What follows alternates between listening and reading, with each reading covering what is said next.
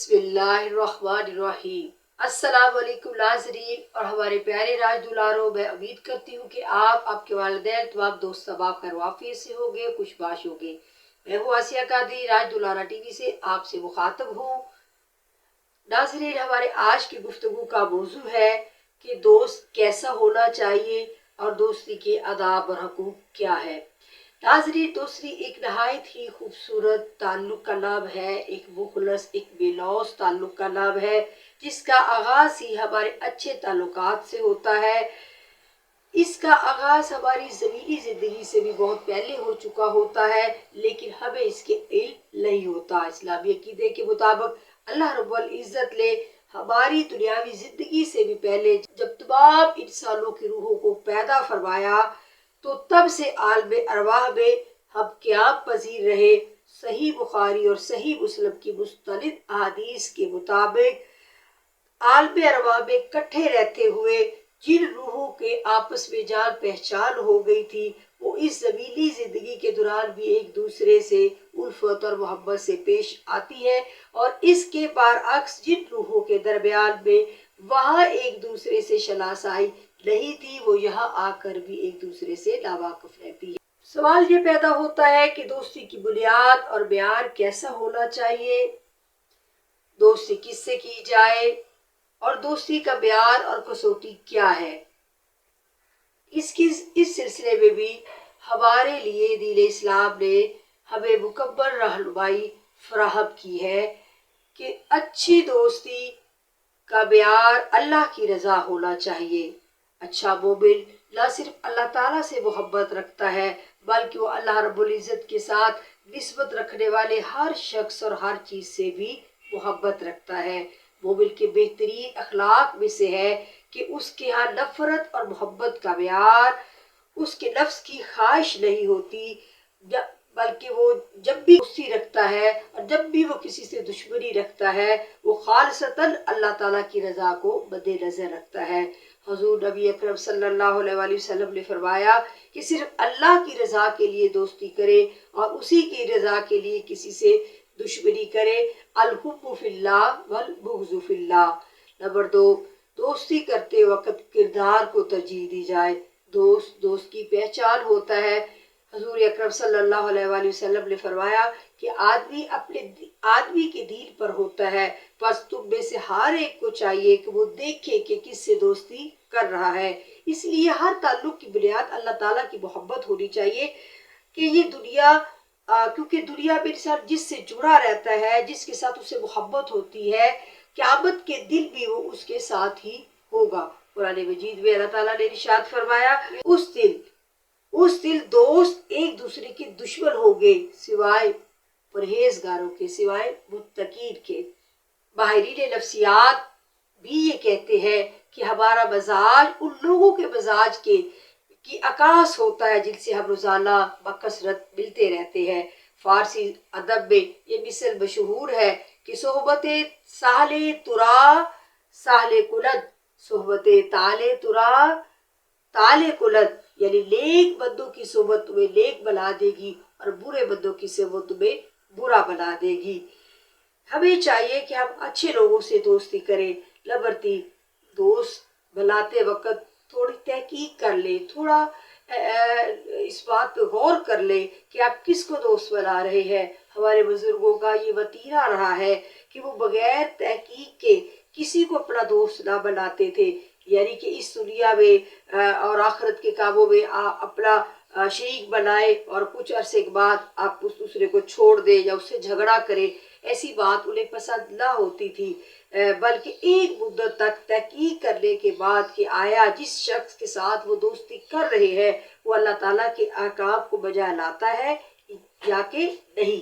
फिर अगर आप किसी को दोस्त बना ले तो उसे उस वक्त तक न छोड़े जब तक वो गुनाह का इर्तिकाब ना करे। पैदा करना सुन्नते रसूल सल्लल्लाहु अलैहि वसल्लम है।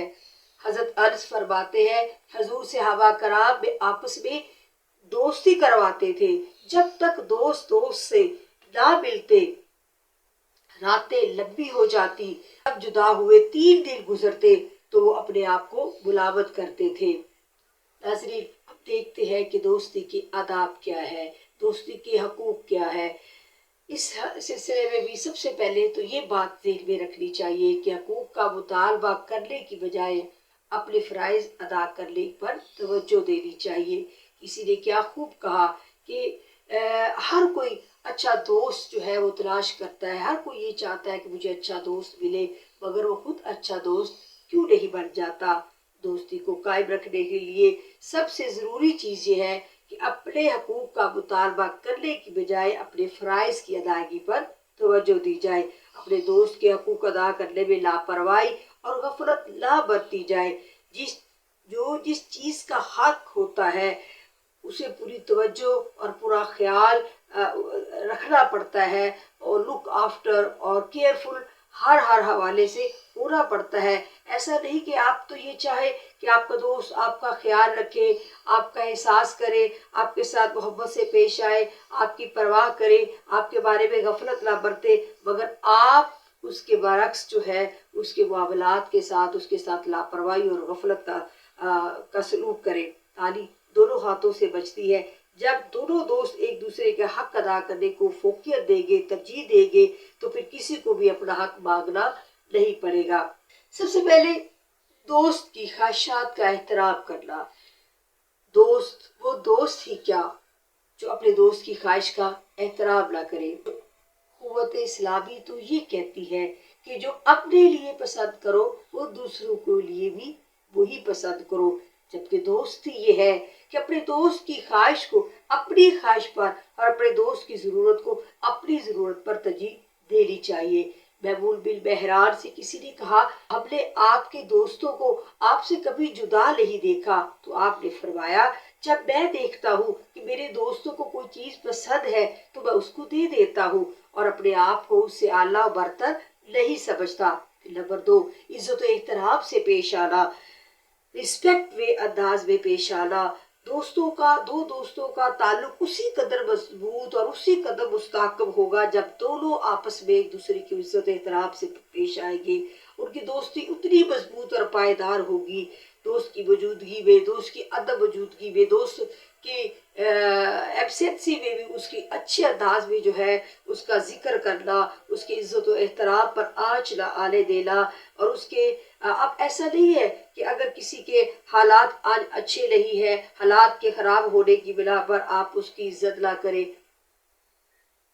یہ نہیں کہ آج وہ کسی عہدے پر فائز ہے، کسی مرتبے پر فائز ہے، اچھے مقام پر فائز ہے تو آپ اس کی عزت کرتے ہیں۔ اس کے برعکس اگر آج اس کے حالات جو ہے وہ آپ اس کے برعکس ہے یا آپ سے کم تر ہے یا خراب حالت میں ہے تو آپ اس سے عزت و احترام سے پیش آنا چھوڑ دیں۔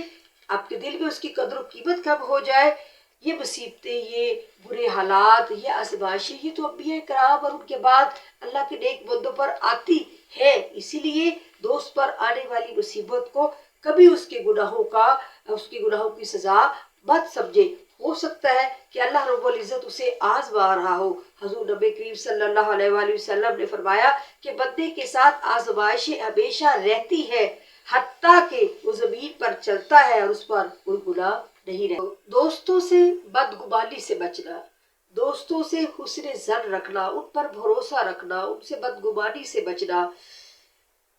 جہاں دوستی ہو وہاں بدگمانی نہیں ہوتی، اور جہاں بدگمانی ہو وہاں دوستی نہیں ہوتی۔ بن عبید کا بیٹا فوت ہو گیا، ابن عوف کی سوا سب نے اس کے ساتھ تعزیت کی۔ کسی نے شکایت کی کہ آپ کے دوست ابن عوف نے تو آپ سے تعزیت ہی نہیں کی۔ آپ نے فرمایا، جب ایک دوست کی دوستی پر بھروسہ رکھتا ہوں تو اس کا ہمارے پاس نہ آنا کچھ مانا نہیں، کوئی پریشانی والی بات نہیں۔ پھر یہ کہ دوست کی ضروریات کا خیال رکھنا۔ حضرت آبش فرماتے ہیں کہ ہم نے ایسے لوگ دیکھے ہیں کہ ایک عرصہ تک دوستوں سے ملتے نہ تھے، ملاقات نہ ہوتی، اگر ملاقات ہوتی تو ایک دوسرے کا حال حوال پوچھتے، مزاج دریافت کرتے، اس سے زیادہ نہ پوچھتے۔ پھر اگر وہ اس کے مال کا نصف حصہ بھی مانگ لیتا تو انکار نہ کرتے، اسے دے دیتے۔ مگر آج کل لوگوں کے حال اس کے برعکس ہے۔ آج کل لوگوں کے حالات یہ ہے کہ اگرچہ وہ اپنے دوستوں کو روز ملتے ہیں، ہر گھڑی ملتے ہیں، حال حوال دریافت کرتے ہیں، مزاج کیسے ہے، حال کیسے ہے، بچوں کے بارے میں پوچھیں گے، حتیٰ کہ گھر کی مرغی کے بارے میں پوچھیں گے، مگر ان سے اگر کوئی ایک درہم بھی مانگ لے تو نہیں دیتے۔ دوست وہ جو مصیبت میں کام آئے۔ صوفیہ کرام کہتے ہیں کہ دوست وہ ہے جسے یہ نہ کہنا پڑے کہ میں ضرورت مند ہوں۔ ایک دفعہ کسی نے بشر حافظ سے کہا کہ میں آپ سے اللہ کے لیے محبت رکھتا ہوں۔ آپ نے کہا تمہیں کس چیز نے جھوٹ بولنے پر مجبور کیا ہے؟ تیرا یہ کہنا غلط ہے کہ اکثر تیرے نزدیک تیری سواری مجھ سے زیادہ قابل قدر ہوتی ہے، تو میری محبت کا دعویٰ کیسے کر سکتا ہے؟